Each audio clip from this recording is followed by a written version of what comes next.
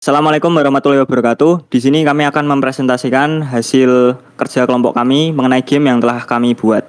Pertama-tama, perkenalkan, nama saya Habatul Kolbiha dengan NIM 240. Nama saya Taufik Aditya Putra dengan NIM 201. Saya Yoga Pradana Budianto dengan NIM 058. Dan saya Arkan Fatoni dengan NIM 057. Dan saya Miftahul Vicky Firmansyah dengan NIM 232. Di sini kami akan mempresentasikan mengenai game yang telah kami buat, judul Panda Escape. Di sini yang pertama tampil adalah main Steam, di mana di sini ada button mulai untuk mengarahkan ke halaman mulai, kemudian button kredit untuk menampilkan ke halaman kredit. Coba ke halaman kredit. Di sini halaman kredit menampilkan list anggota yang berkontribusi dalam pengerjaan game ini. Kemudian ketika menekan tombol kembali, maka akan kembali ke main menu. Kemudian menekan button mulai. Di sini menampilkan dua pilihan, yaitu continue untuk melanjutkan game dan new game untuk kembali ke level awal. Selanjutnya akan dijelaskan oleh Yoga Pradana. Oke. Game dimulai dengan player despawn di level pertama dengan ruangan ini, di mana ada karakter Evil Panda yang kami namakan Evil Panda, dan saat player berinteraksi dengan karakter tersebut akan ada petunjuk akan apa yang harus dilakukan playernya. Dan setelah keluar dari area tertentu, maka karakter tersebut akan hilang. Nah, di ruangan kedua akan ada musuh-musuh seperti ini. Nah, player dapat menekan tombol spasi pada keyboard atau menekan tombol X pada controller untuk melakukan serangan.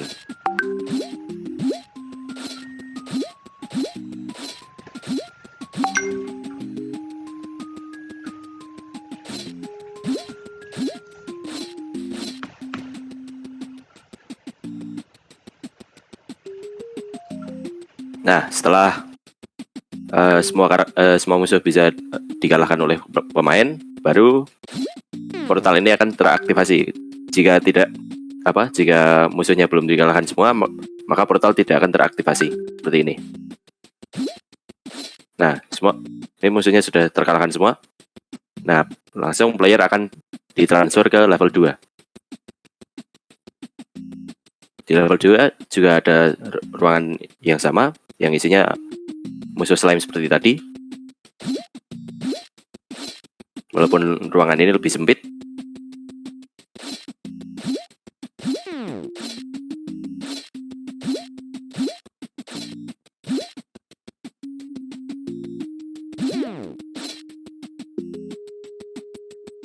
Kemudian ada ruangan selanjutnya di mana player akan melawan boss yang sudah disiapkan, yaitu slime tapi lebih besar dan warnanya merah.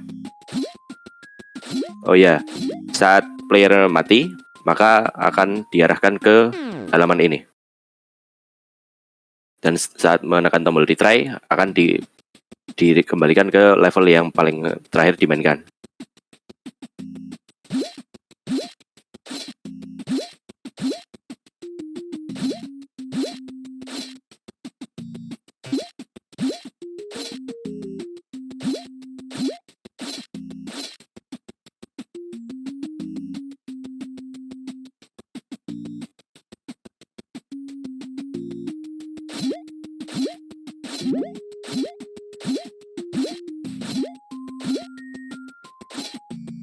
Nah, bos sudah dikalahkan dan player akan bisa melanjutkan ke level selanjutnya. Tapi sejauh ini kami baru membuat 2 level, jadi untuk sekarang masih to be continue.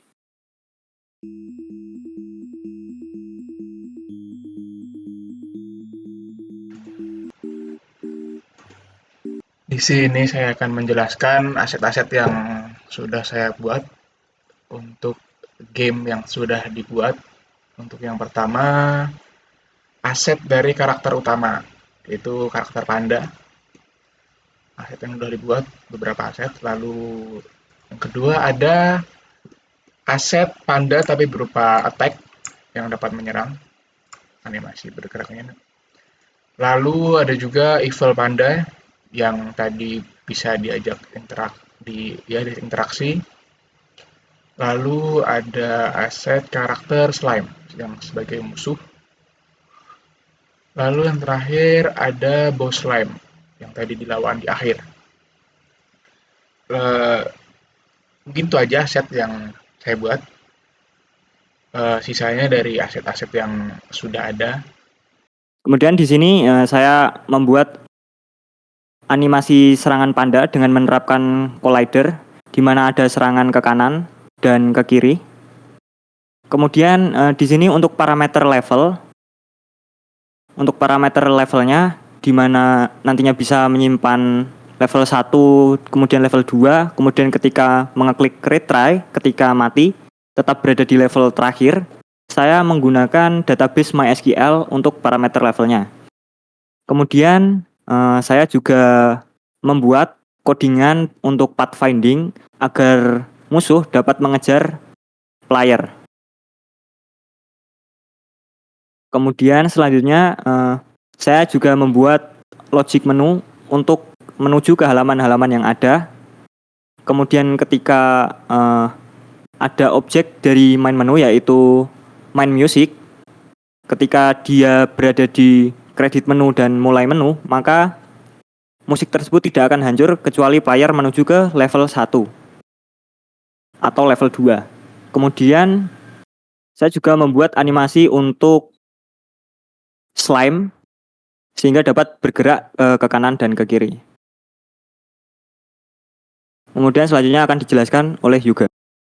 Oke, untuk selanjutnya di bagian player itu terdapat banyak komponen. Yang pertama adalah rigid body 2D. Ini fungsinya untuk supaya capsule collider yang ada di sini bisa bekerja. Capsule collider di object player yang ini, yang di parent bukan di childnya, itu fungsinya untuk mendeteksi collider ke tembok sehingga player tidak bisa berjalan lebih jauh dari temboknya.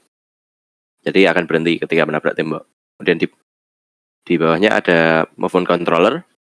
Ini fungsinya untuk menggerakkan playernya menggunakan WASD tadi dan controller. Kemudian animatornya untuk animasi bergeraknya. Lalu melee controller ini untuk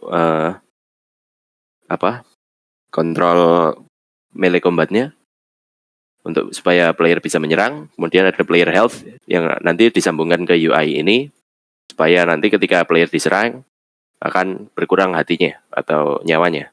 Untuk selanjutnya saya membuat yang self hitbox. Nah, di sini fungsinya untuk bersambung dengan player health tadi.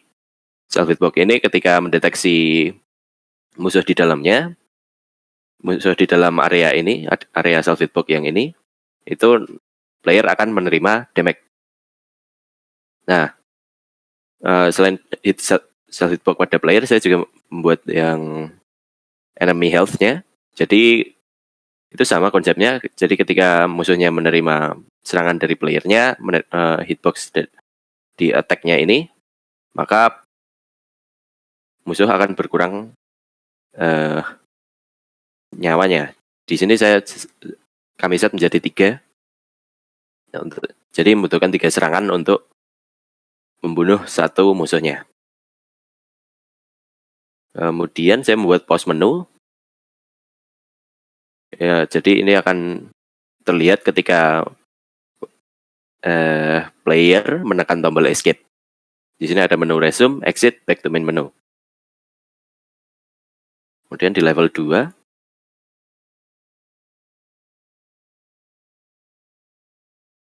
nah, di sini dari demo tadi ada ini dan ini. Oh iya, saya juga membuat yang untuk transisi levelnya. Jadi di sini ada parameter portalnya ini atau objek game objeknya, total enemies-nya berapa. Jadi misal ketika semua musuh di sini sudah dikalahkan, maka total akan berkurang dan portal akan aktif. Kemudian scene name ini membaca string ke scene selanjutnya yang akan diakses setelah level tersebut. Jadi dari level 1 itu scene name-nya ke level 2 ini, dan dari level 2 itu masih ke to be continued karena level 3-nya belum kami buat. Nah, ke scene ini yang to be continued. Oh ya, saya juga membuat yang bagian player death-nya. Jadi ini akan trigger ketika player HP-nya berkurang ke 0. Oke, itu saja dari saya. Untuk selanjutnya adalah tile map sama terrain. Untuk tile mapnya sendiri mengambil dari yang sudah ada. Untuk terrainnya pada di grid ada 3 aksesori, well atau objek, sama ground. Untuk groundnya sendiri itu adalah lantai sebagai pijakan tandanya. Dan untuk objek wall itu untuk wallnya ada collider supaya pemain tidak jalan kemana-mana. Dan terakhir ada aksesori. Aksesori adalah sebagai aksesori untuk areanya seperti kristal dan batu-batuan. Di sini saya sebagai tester di sini ketika saya menjadi tester saya menemukan beberapa bug. Yaitu bug yang pertama adalah serangan panda tidak memiliki delay. Jadi panda dapat melakukan serangan sebelum animasi menyerang selesai. Hal ini merupakan sebuah kecacatan pada user interface dan akan membuat game balance terlalu mudah dan tidak menantang. Kemudian bug yang kedua adalah pathfinding pada slime mengalami stuck. Slime berhenti di tempat dan tidak mengejar panda, padahal panda berada pada radius yang sudah ditentukan. Dan bug berikutnya adalah dua musik berjalan atau double sound yang berada pada menu kredit. Kemudian slime hanya memberikan damage sekali. Jadi slime cuma memberikan damage sekali, tidak berkelanjutan gitu. Kemudian bug yang terakhir adalah animasi gerakan boss tidak sesuai saat mengejar player. Ketika player berada di belakang, bos malah melihat di depan gitu. Maksudnya kayak gitu. Baik, dari semua bug tersebut sudah difixin oleh Mas Hanif sama Mas Yoga. Dan fungsi-fungsi lainnya berjalan dengan baik. Sudah selesai. Saya kembalikan kepada Mas Habatul Kolbi.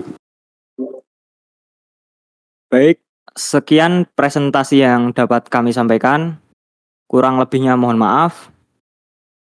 Wassalamualaikum warahmatullahi wabarakatuh. Waalaikumsalam.